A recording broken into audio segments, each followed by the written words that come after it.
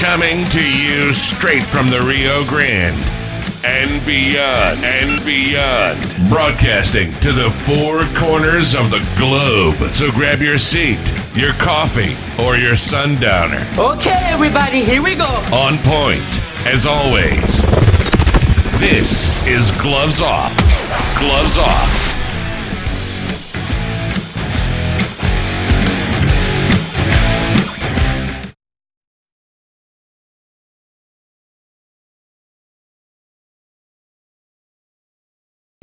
Have you ever wondered about what happens in a martial arts studio? Well, you start right away by setting goals, building determination, gaining focus, building skills, all while becoming more fit, gaining confidence, and learning self-defense. Withdrawn Academy is a school where attitude meets aptitude. So give us a call at 956-401-4868.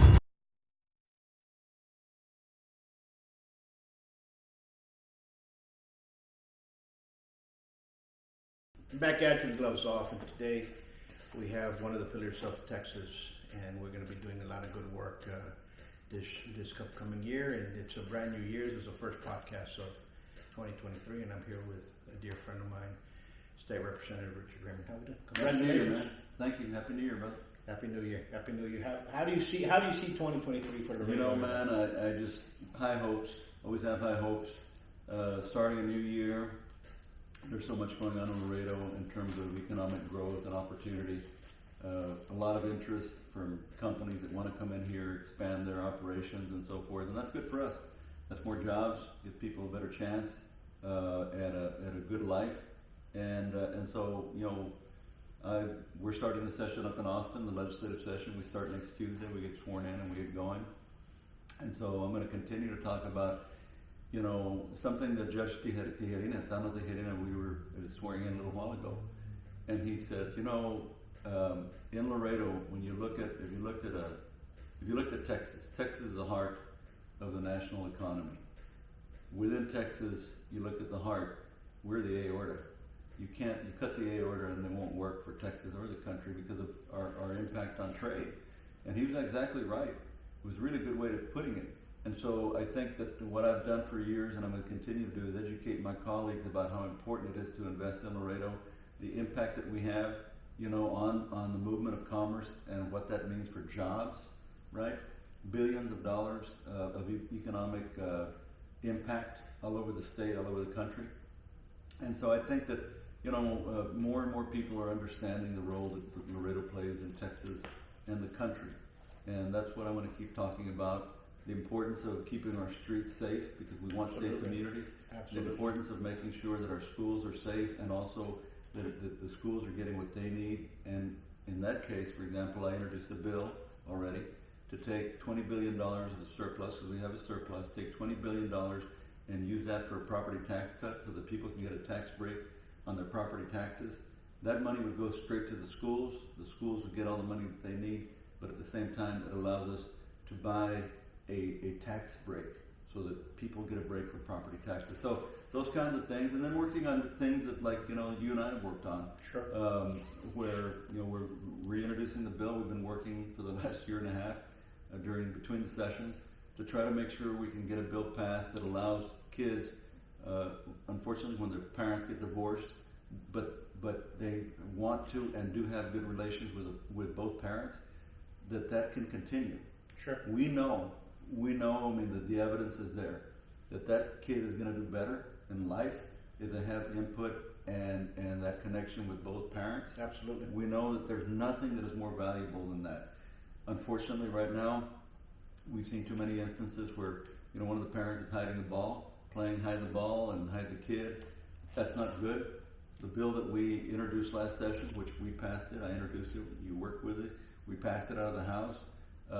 It didn't quite make it in the Senate, almost, but not quite. And so this time we want to introduce it on both sides.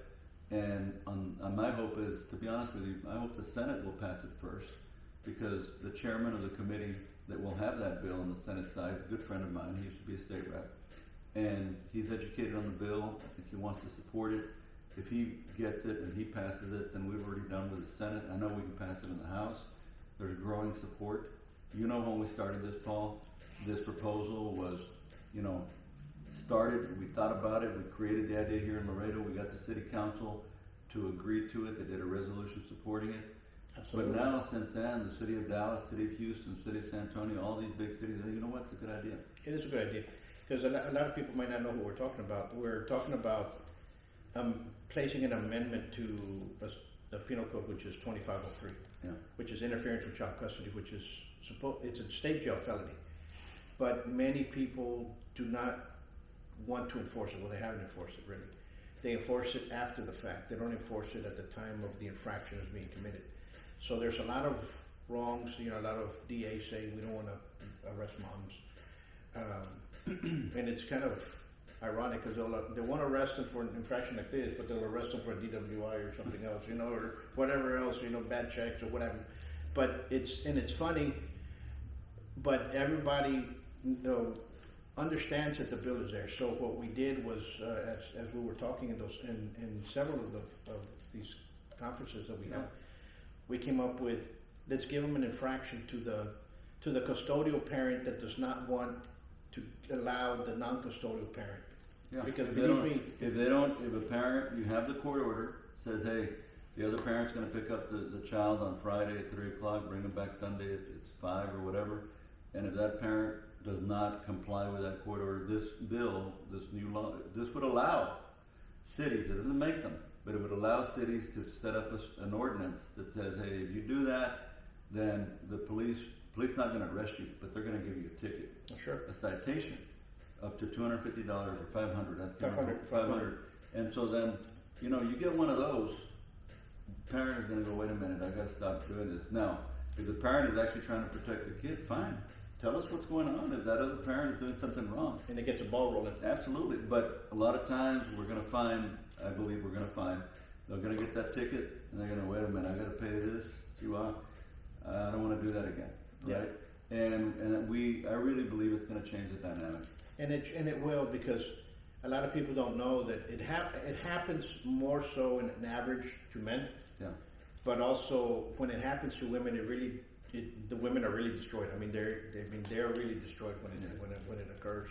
So we have to protect everybody, and it's more for the kids and everything. Again, it's not about protecting fathers. It's about protecting the kid and whoever they're, whatever parent they're with. But if the court order says the other parent can visit with them that weekend or whatever the period of time is, it's really about protecting the kid. It isn't gonna say, hey, we're going after mothers or fathers. No. We're going to make sure that where the courts have determined this child can visit with both parents, that happens. And that kid's going to be better off for it. Absolutely. And, there's a lot of other things, and hopefully it passes. Yeah, I feel comfortable. I feel very good about it. I mean, we passed it in the House. We're going to pass it, so I know we can pass it in the House. But my strategy is, let's see if we can get out of the Senate first.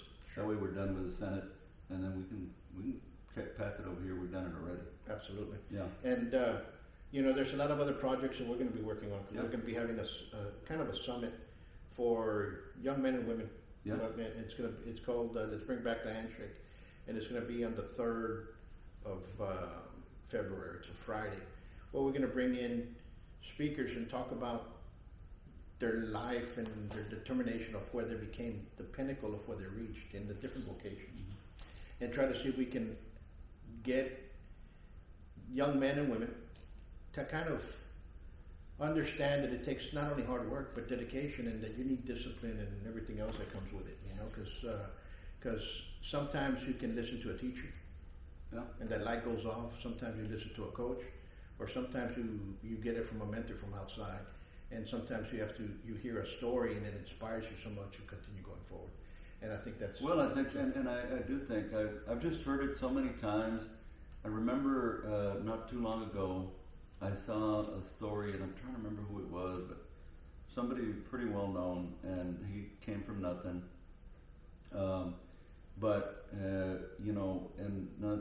Nobody was really giving him any chance. I think finally one of his teachers said, hey, you're gonna you're going to participate in this, right? This competition to write something, whatever, which he wasn't going to do. But when the teacher said, you're going to do it, right, because you have the talent, he said, I went ahead and did it. And then the guy became a great writer and wrote books and everything because somebody gave him that little focus and that little attention and said, you've got the ability. You got to have a want, right? And if you have a want, then you can look at people like us. I mean, I didn't come from anything, man. I mean, I grew up in Benavides, down the road, and I went out on my own to college, and I had to work hard. I mean, I remember when I was going to college, I really wanted to work at the Capitol because I was interested in politics and the legislative process, and I went and applied, and they offered to give me a job, but I had to do it as an unpaid staffer. Well, I couldn't do it because I had to work. I was on my own, so whatever time I had for work, I had to work where they were paying me because I didn't have free time. I mean, a lot of kids do now. Like I have unpaid interns. Like this session, I'll have 3 or 4 from labor. They can afford that, and it's a great experience. But sometimes you can't afford to go work for free. Absolutely. I go, I can't. I have to. Absolutely. I have to be paid because I got to pay my bills. You know, got to pay my You know, tuition. I did that when we were for executive chef. You have to have so many apprentice hours. Yeah. And I remember working. I wanted to work with the chef to get these hours, and they weren't going to pay you. So you just had to. Okay, I work for the next 3 weeks. I work free from this time to this time. Yeah. And not only did you learn, but you were able to get those apprentice hours. Oh yeah. underneath. Yeah. And that's the way you learn. You have to do those apprenticeships. Yeah. Yeah. And I think we need more apprenticeships as time gets in there. You need those mentors that are there, and I think we need to start bringing back the basics. This respect, let's have a little bit more dignity of who we are, where we come from, and move forward. And in this summit, we're going to have some great individuals. We're going to have you, of course, going to be telling the story. We're going to have world champion of boxing, which is Hassan Shitas, was from Iran.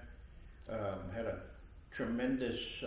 He was a police officer in Iran. Young police officer, came over when the fall of Iran. He came over with $10 in his pocket. They gave him $100 at La Guardia. It's a great story. He became the oldest world champion in boxing, and he became a bodyguard as well.